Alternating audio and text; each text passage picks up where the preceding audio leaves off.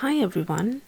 So today I want to showcase this beautiful flower which is very dainty, and I believe it's in season right now. It's sort of like a wintry flower, and over the weekend we went to Cambridge, and there is always a lovely street market, and I went to buy some flowers, and their name is wax flower, but their botanical name, I actually had to write it out because I'm not sure I can pronounce it. Camelosium, something like that. So that's their botanical name. And the reason they're called wax flower is because they look like they are artificial sort of flowers, because they're so sturdy, and I absolutely love how they look. They come in a large bunch, and I just chopped off one of the little stems coming off it, and they're very pretty to add to other flowers or just on their own. And since we live in the countryside, I love this type of flower. Very, very pretty. Here you can see the detail of it. I love the fact that the petals are nicely curled and they have a round shape to them, like little cups almost, and then the center of it is also very pretty. So if you're a beginner, you're likely to have a limited color palette. So this is my 12 colors that I have selected myself, and in that case you would have something similar to that anyway. Generally, the rule is to have 2 yellows, 2 reds, 2 pinks, 2 blues, 2 greens, etc. And one of the colors always would be a cool and a warm. That's generally how these palettes are put together. So say for example, if you are in this situation and you look at this flower, it is quite easy to identify that you would need sort of these pinks to mix them, and you would need a color to make it slightly deeper. As you see in the center, it's sort of more of a burgundy brown color, so you probably would need a quinacridone gold, a bit of the endanthrine blue to deepen things. And looking at the foliage is very basic. It's just got a few, it's sort of like similar to a rosemary, just less of the green bits. So again, that would be something like a sap green, or you could, if you wanted to make it nice and easy for yourself, or you could mix a variety of greens by using your yellows and blues. So that would be quite easy. Or you could be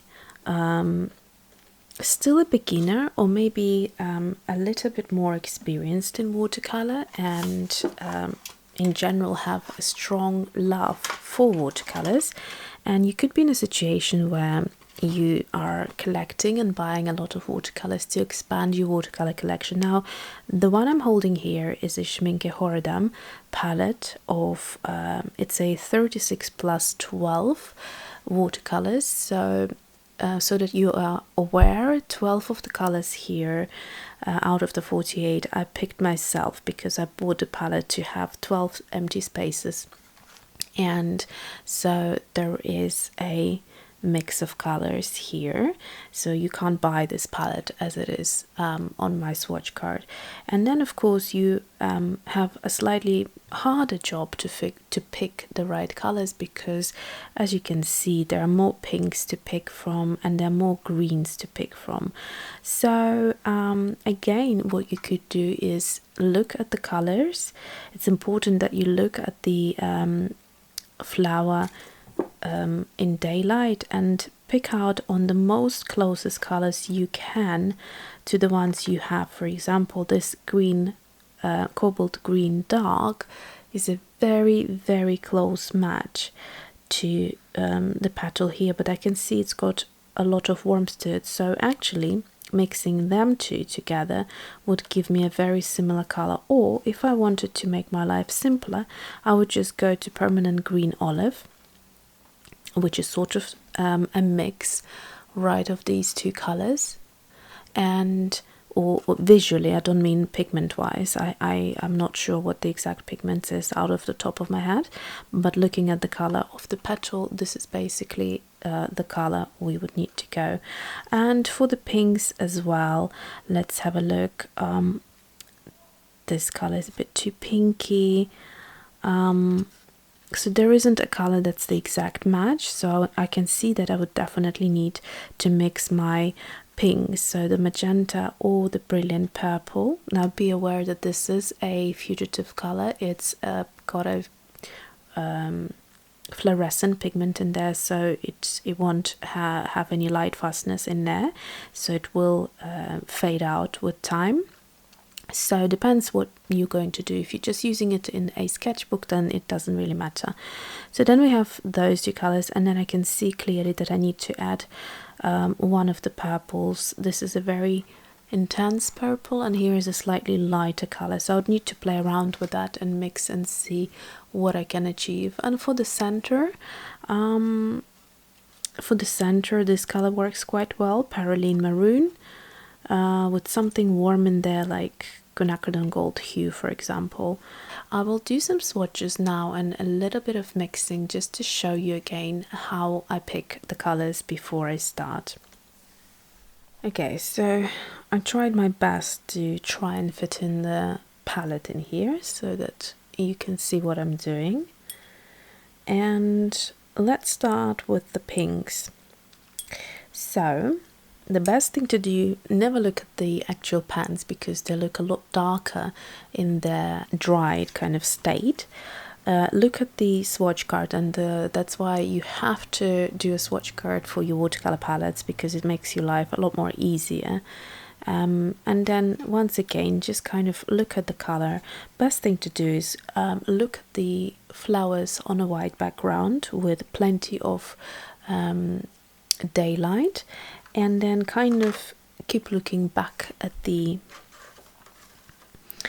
swatch card. And like I said, so magenta and brilliant purple, and those these two purples, so the two pinks and two purples is what I will use to mix the right color. So I'm just gonna swatch out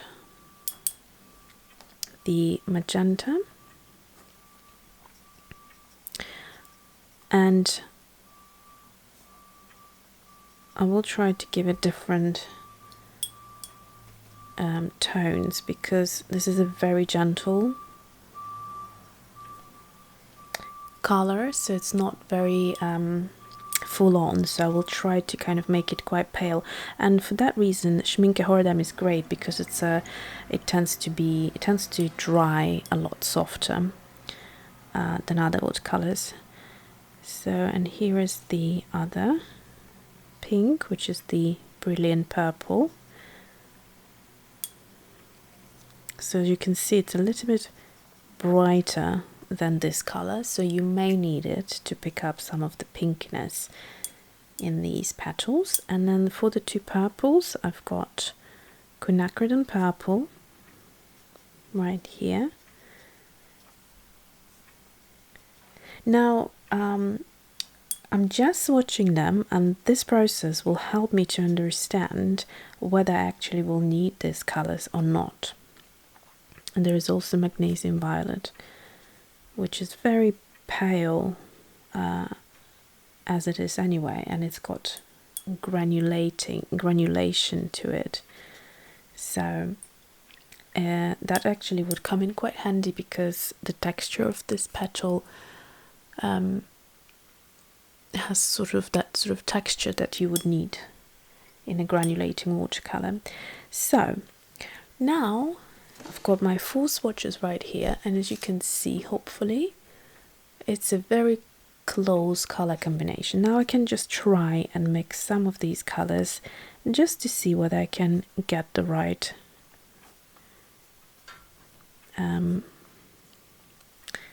tone. So I'm going to take some magenta and see whether the quinacridone purple is too much or not, whether just the manganese violet would be enough. So over here I've got, it has deepened quite a bit, and that is just simply by adding the quinacridone purple, and it's actually quite good color. I do like that. And I will see what happens if I mix magenta with manganese violet. So that would be this one here. Yeah, I can see that color as well. Okay, so I think I will leave them like that. And to be honest with you, I probably won't need this other pink. I think I have enough here. Yes, so I won't use that one. Now let me just quickly write down what I have done here so I don't forget. So the second group of colors that I will pick is for the center. Now, like I said before, the Perylene Maroon looked like a good color. It might be a little bit much on its own, so I'm just going to swatch it and then find the color that I will need to mix it with to tone it slightly more down. And I think I might need quinacridone gold hue to do that with. It's over here. Like so. It's a beautiful color. Both of them are quite beautiful. Sorry, I'm not getting this into the frame. Okay, so here we go. I will now try to mix them two and see what I can come to this sort of deep burgundy color in the center of the flower. So I'm going to take it onto my palette and oh yeah, that's a perfect color. Gorgeous. So I'm just going to, it's got that, on camera it doesn't, it's hard to pick up, but basically it's got that sort of golden variation there. Very beautiful. And then of course I could play around with it and add more of the red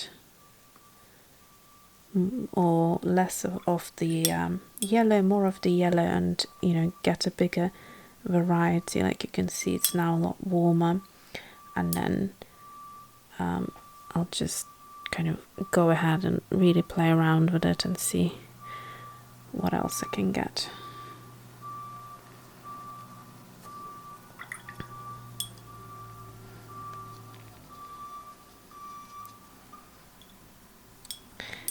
And maybe, no, I don't need anything lighter than that, so I've got a nice variety of colors right here.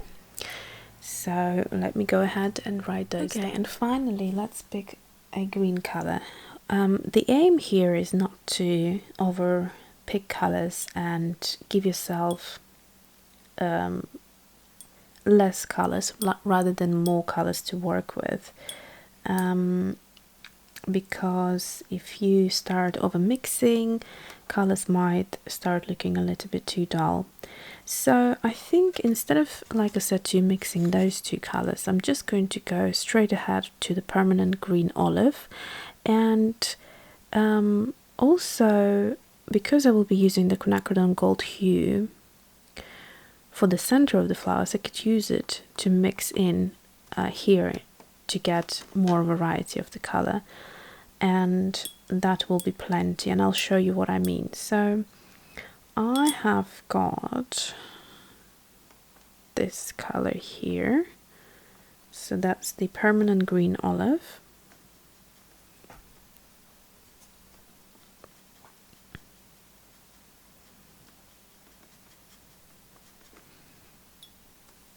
It has a very close match.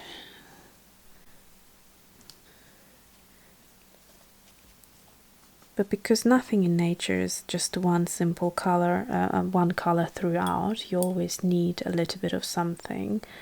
I'm going to try and actually mix it with the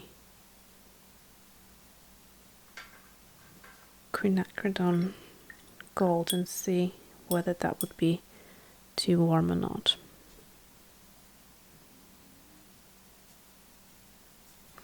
Oh no, it becomes like a sub-green, so that actually works quite well.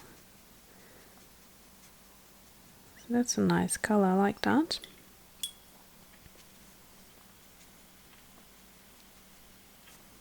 Yeah, I don't think I need anything else.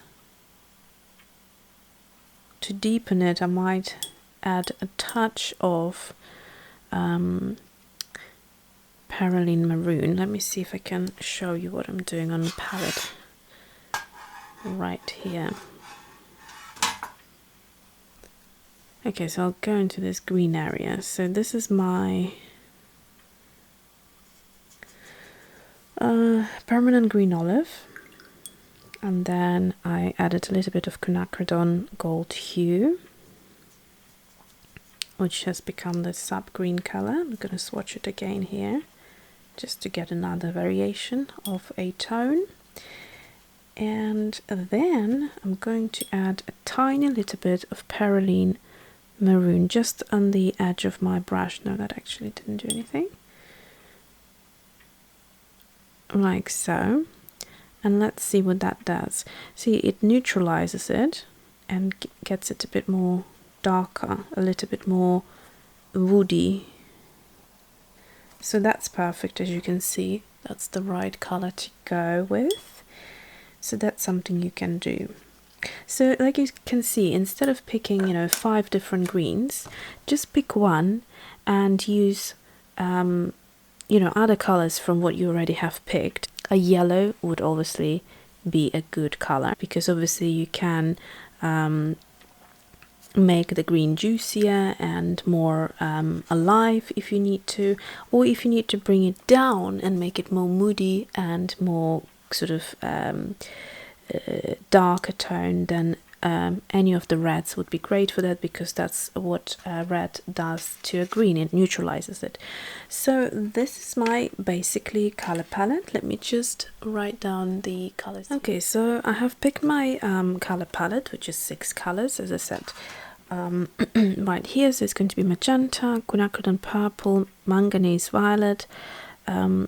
You don't really even need 2 purples. You could really just use 1 purple and then keep on adding more of one or the other color and get quite a bit of colors that way. Also, when you use the color more concentrated and add water, it also gives you a variety of dark and lighter tones. So you could do plenty with just the one of the pinks and one of the purples. However, I like the brightness that the quinacridone purple injects into a color and makes it more deeper, and I like the granulation from the manganese violet, which I don't like by itself, but when mixing with other colors it gives you a nice kind of effect. And especially, like I said, this flower has that textural effect here.